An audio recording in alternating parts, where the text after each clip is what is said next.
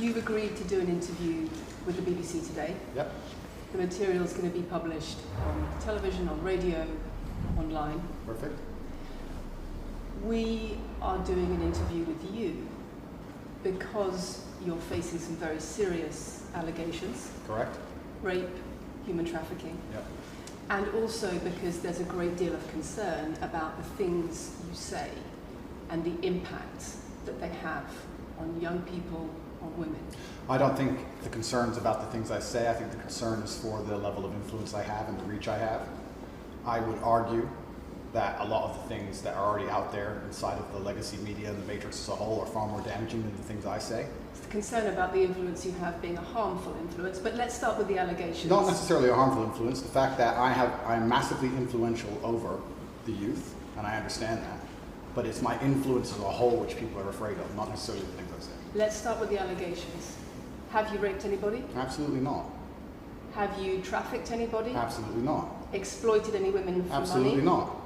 But you have admitted using emotional manipulation to get women to work in the webcam industry for you. No. Firstly, let's begin let's start at the beginning. I'm facing charges. The first one you mentioned, the rape one's already been thrown out by a judge because there's no evidence of it. Secondly, it's very difficult for me to sit here and have a very frank and honest conversation with you while we're in the territory of Romania about a legal case that's going on within Romania. I have to protect myself. I've agreed to do an interview with you, and I want to be as honest with you as possible. But I can't incriminate myself in any way, and I have to be very careful with what I talk about. There are no charges yet. Correct, there are no charges. Has said that there are no charges, and I've agreed to speak to you, but I have to be as honest and frank as I can while also protecting myself and following my legal counsel. So let's talk about what you've said yourself then. You have said on the website, for your original website for the Hustlers University, that you emotionally manipulated women to fall in love with you so that you could get them working in the sex industry for your financial gain. As I said, I have to be very careful with what I say, but let's put it this way. No women are coming out against me and accusing me of doing it. Yes, they are. No, they're not. Yes, they are. No, they're not. Who? There's testimony from the current investigation. The current investigation, which I cannot discuss, which I know intimately and you don't, I can tell you right now that the women who are in this case file, there are 2 American women who have been caught already admitting they're lying, and then nobody else is accusing me of anything. To begin with, it's very common in cases like this that the alleged victims do not always see themselves as victims. Well, that's very interesting. It's actually extremely interesting because if I was a matrix-controlled organization, my goal was to slander somebody and try and destroy their name, you're telling me that they've chosen a crime which, 1, is heinous, of course, because it damages the person's credibility, and 2, you're saying that even if everyone else involved, if you have 5 people and everyone's sitting there saying, no, nobody's hurt anybody, we like Andrew, we've all worked together, or we're friends, etc. That's not what everybody's saying. No. Let me read you some of the testimony from the current investigation. Can I finish, please? One of the witnesses said... Can I finish, please? You're not answering the question I've asked you. You're not answering the question I've asked you. I am answering the question. Let me read you the testimony of one of the witnesses. You're saying the people who are involved in this, even if they say they're not victims, that they're still going to try and attack me and pretend they're victims. They are treated as victims by the case that's ongoing. And not all of them are saying that. One of the witnesses says... We can't go into the case. The case is open and active. Well, let's just be clear that not all of the witnesses in the case are behaving in the way you describe. And even those that are, it doesn't bar them from being treated as victims by the prosecution, by the case. We have an open criminal investigation. I am absolutely not really sure I'll be found innocent. I know the case better than you. I know it intimately and you don't. I have seen all the criminal files and the evidence against me and you haven't. I know the truth of what happened and you don't. And I'm telling you absolutely not really, I've never hurt anybody, that the case that's been put against me is completely and utterly fabricated, and I'm never going to be found guilty of anything. And it's very difficult for me to answer your in-depth questions because we're sitting here inside of the territory of Romania. I'm beholden to the Romanian legal system, and I'm not going to incriminate myself because you're trying to prod me. You are wrong, and we're going to have to accept that for now and talk about something else. Once again, if any female on the planet has a problem with me, I strongly recommend her to go to the police and try and pursue me for criminal charges. It's actually very interesting that me, one of the most famous people in the world, who's been vilified by the legacy media and places all over the internet, while everyone has attacked me from every single angle, while federal agencies from multiple countries have called over 2,000 women who know me, we stand here with 0 new accusations since my arrest. 0.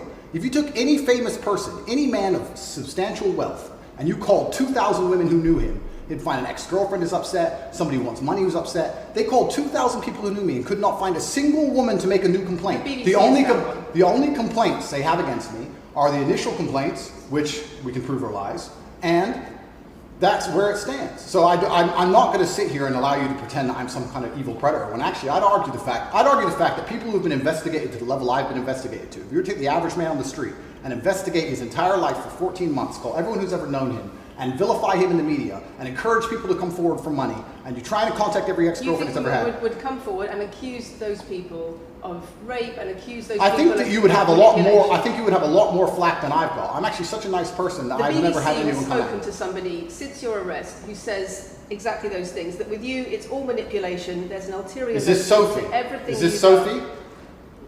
Oh, it's Sophie. The fake name, no face. No, the story that was invented. Wanting to please him and wanting him to be happy, that I was just kind of, yeah, okay, do whatever you want. And what is she accused? Has she accused me of a crime? This imaginary Sophie?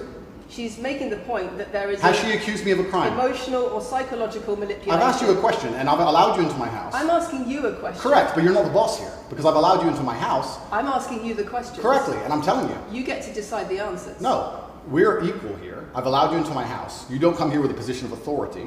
I'm doing you the favor as legacy media, giving you relevance by speaking to you. And I'm telling you now, this Sophie, which the BBC has invented, which there's no face of, nobody knows who she is. The BBC did not invent her. Of course not. And because you never invent anything. And she's not filed criminal charges against me. What are we talking about here? What is she saying? Talking about emotional manipulation into the sex industry for your financial gain. Absolute garbage. She has not filed criminal, this person, if they exist, has not filed criminal charges against me. I welcome anybody who believes I've harmed them, male or female, any point in the past to file criminal charges against me, I will fight them. I know who I am, and I know what I've done, and I know the truth, and I know that I'll be found innocent of this attack. The reason I'm being attacked is because of my massive influence, not because I've ever hurt anybody. And for you to sit here and say that everybody around you is saying you're innocent, but that doesn't matter because the state will say they're victims, and they're just going to grab everybody you know and call everybody victims, even if they say they're not, and try and put you in jail. You are describing a matrix attack. You're not describing human trafficking. You are accusing me, I'm guessing, what you're trying to say is you're accusing me and you're trying to say that I'm guilty of the things I'm accused of and that I'm emotionally manipulating people. I'm saying that you have said you emotionally manipulated people here for your own financial gain. No, absolutely not. And I'm asking you about that. Absolutely not is the answer. I look forward to the end of this trial. I look forward to clearing my name. I look forward to the BBC and the legacy media having to say not guilty and having to tell the truth. As I've said before, the only other person who's been found, despite absolute rigorous, destructive levels of investigation and prodding into my life, is this imaginary Sophie by the BBC who doesn't exist. The people who were involved in the criminal investigation are saying that we're not victims of anything. Andrew's fine, he's never hurt us.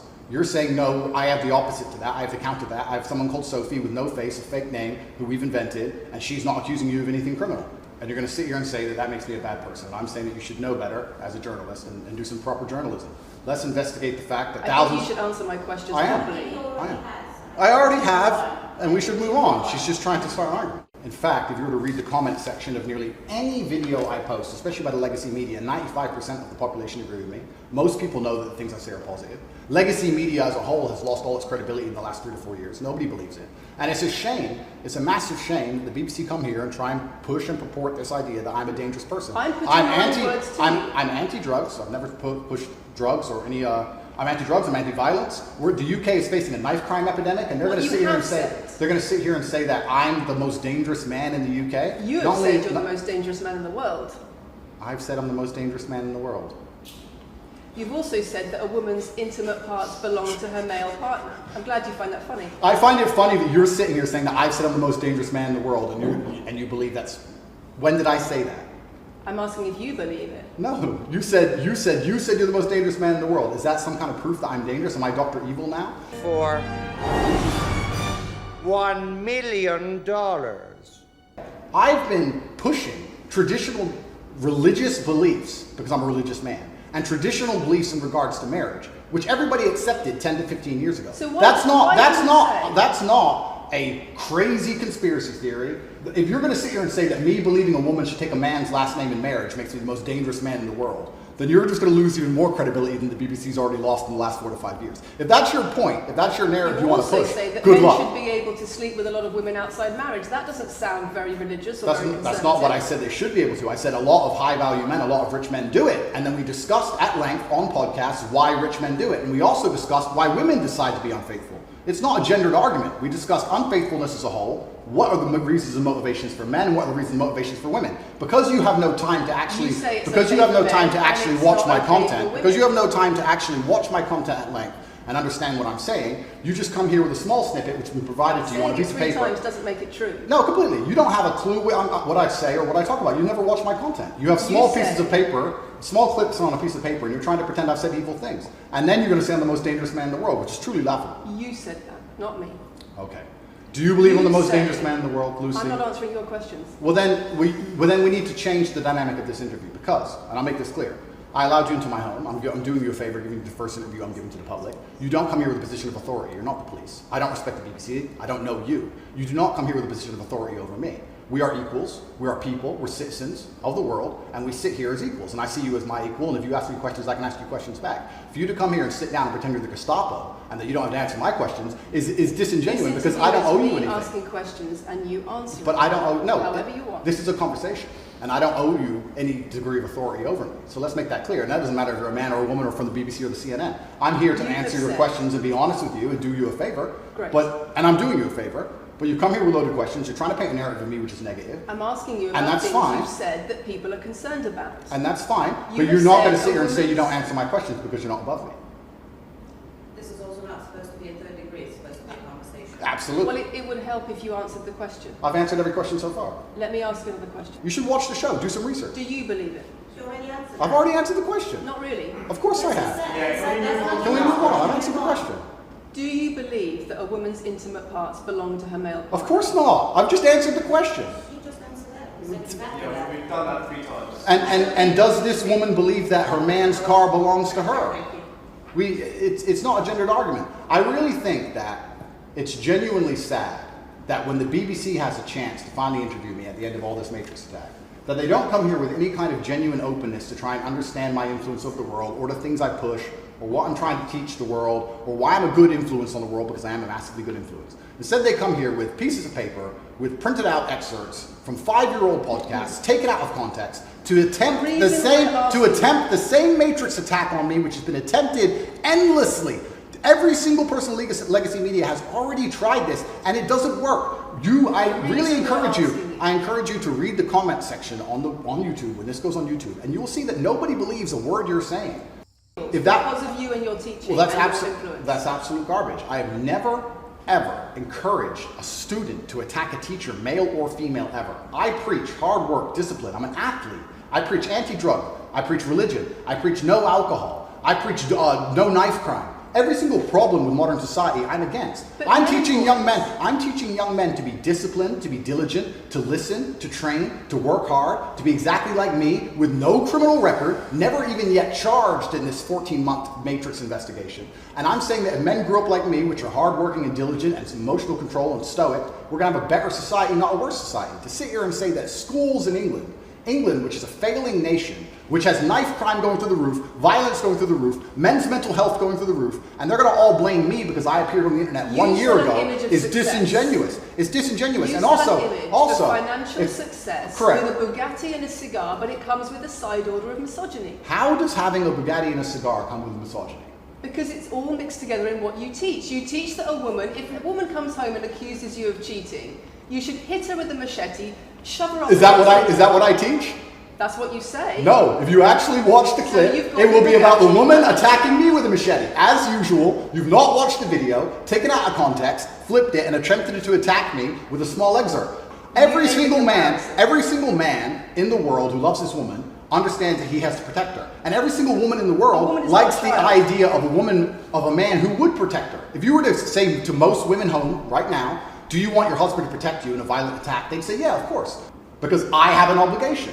And my obligation as a man is to protect and provide for females. Everything I'm talking about is traditional gender roles, which 10 years ago, less than 10 years ago, would not be considered outlandish, would not be considered crazy, would not be considered dangerous or misogynistic. The world has changed, and a lot of people haven't changed with the world. Please understand there's a lot of women at home watching this right now who like the idea of their man sticking up for them, protecting them, and providing for them. And just because the world has gone crazy and the legacy media has gone crazy, most people at home are still relatively sane. And these are the people who are going to write on the comments that Andrew isn't saying anything that's outlandish. There's Matthew change the camera. These are the values that Antonio I'm having a nice conversation with you, so I'm enjoying it. So it's no problem. It's been fun so far. If a man broke into your house, wouldn't you want your husband to protect you? There's a difference between conservative values and emotional control, coercive control. We're talking about protection now, and I'm saying if someone broke into your house, would you want your husband to protect you? It's not about conservative values or protection, it's what you're demanding in return for that. Well, I'll give you this. I don't know who your husband is. I don't know if he would stand up to protect you or die for you, but I'll give you this. If someone broke into this house right now and was a homicidal maniac, I would expect me and the other men in this room to stand up and face them while you and the other women in this room could protect yourselves. I would actually believe the men should go and engage the attacker. I believe that. And even though I don't know you, and you've come into my house with a hostile agenda, and you've come here to try and make me look bad, I would still stand up to protect you. I would still stand up to protect you because I believe that's my role as a man.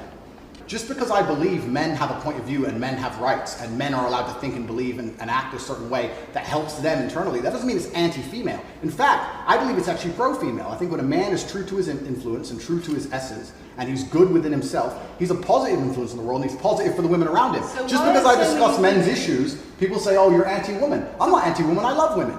No, what you have done is come here with an agenda, you've come here with loaded questions, you've come here with things taken out of context, you come here with things that you don't understand are satirical, and then you're going to also sit and say that one woman said that her boyfriend changed when he watched one of your videos, and then I don't know what you expect me to say to that. That's sarcastic and jokes. No, that's how you explain the comments you make. For you to sit down... Would you like to apologise for any of them? For you to sit down, for you to sit down... It's fine, no, it's fine, it's easy. For you to sit down and say that one woman said that her boyfriend watched an Andrew Tate video and now he won't do the dishes, or whatever your argument is, and that I'm somehow the worst, most dangerous man in the world because I have a car, is just disingenuous. And I'm enjoying this interview very much because this shows the world. It's great. It shows the world the truth about the legacy media because they beg me for interviews. They beg me, you have been begging me for months, please, we need to be relevant. And then you come here with loaded questions trying to paint a picture of me, which is completely and utterly false. I am a good positive influence for the world. The things I teach men are stoicism, discipline, self-respect, hard work, obeying authority, listening to your fight coach, working hard in school, making as much money as possible in your job. If you actually watch the things I say, if you actually watch my comments about women, I've done long podcasts for hours long about females, talking about protecting for them, providing for them, how I believe a woman should be treated in a relationship. I've done all of this, but you don't watch any of it, and then you come here and ask me to answer questions I've answered at length thousands of times. Since you came out of custody, there seems to have been a lot about your charity work. Correct. On your social media. I've always done the charity work, but now I'm promoting online. There seems to be a real shift. Yeah. I wonder what's behind that. Well, I've always done the charity work. I've been doing the charity work for years. I believe that it's my legacy to leave a positive influence on the world, and I've been doing charity work for over 5 years. I spend $25 million a year feeding children. Men, male children, and female children. In Turkey, in Syria, in Iran, and Iraq. I literally spend $25 million a year feeding children, and I'm still the worst man in the world because 4 years ago I made a sarcastic comment? Because some people would look at that and say, okay, so before you got money from attracting people to your website by making controversial comments, but that might have got you into trouble, and so now you're looking for a new market. You're looking for a new market of followers who are attracted by a different sort of persona. I've always done the charity work, so that is obviously incorrect, and I have proof that I've always done the charity work, so you're wrong, firstly. I believe that if you have a lot of wealth, you should help people, and I'm helping people. I also think it's very, very interesting that you cannot find another celebrity in the UK or anywhere else who's spending £25 million a year feeding children in war-torn countries. I'm doing that, and I've been doing that for a long time without even mentioning it. I never even said it. And now that I've said it, people are going to attack me for it and say that it's disingenuous. The person in Sudan who's eating the meal, do you think they believe it's disingenuous? No, I think they feel pretty good that Andrew Tate fed them. And to sit here and say that I'm a bad person now because I'm manipulating charity, because I'm using charity, I'm just trying to do good in the world. That's all I've ever been trying to do. Don't you think, as the BBC, it would be very interesting to come here and discuss the fact that I was put in a dungeon for 92 days and then locked in house arrest without charge? Don't you think that's a far more interesting conversation than old YouTube snippets? Don't you think that would be interesting? You're here under house arrest because there's an ongoing investigation into rape and human trafficking allegations against you. Correct. I've been incarcerated without charge. And don't you think... the rape allegation it's been dropped. Has been incarcerated for. Correct. So I'm incarcerated without charge, and I think that would be a far more interesting conversation than, I guess, Julian Assange is incarcerated without charge, and nobody's interested in that either. So if you actually wanted to do some genuine journalism and investigation, we could talk about the fact that an innocent man who has yet to be charged with a crime has had his liberty deprived of him. And I think that would be a far more interesting angle than talking about me being the most dangerous man in the world because I own a car. Now I understand I'm the most influential man on the face of the planet, I would be more careful with certain things I say. That doesn't mean the things I originally said were genuinely out to harm people. Do you really believe you're the most influential man on the face of the planet? I'm the most Googled person on the planet. Do you believe you're the most influential man on the face of the planet? I'm the most Googled man on the planet. I think we're done. Yep.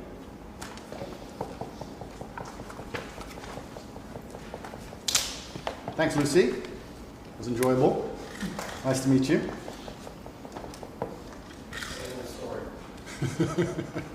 No, it was fun. It was good. I enjoyed it.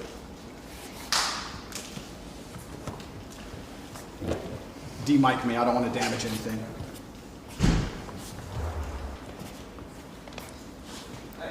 Very nice to meet you. Thank you. Thank you. Very nice to meet you. Goodbye. It's a very polite staff.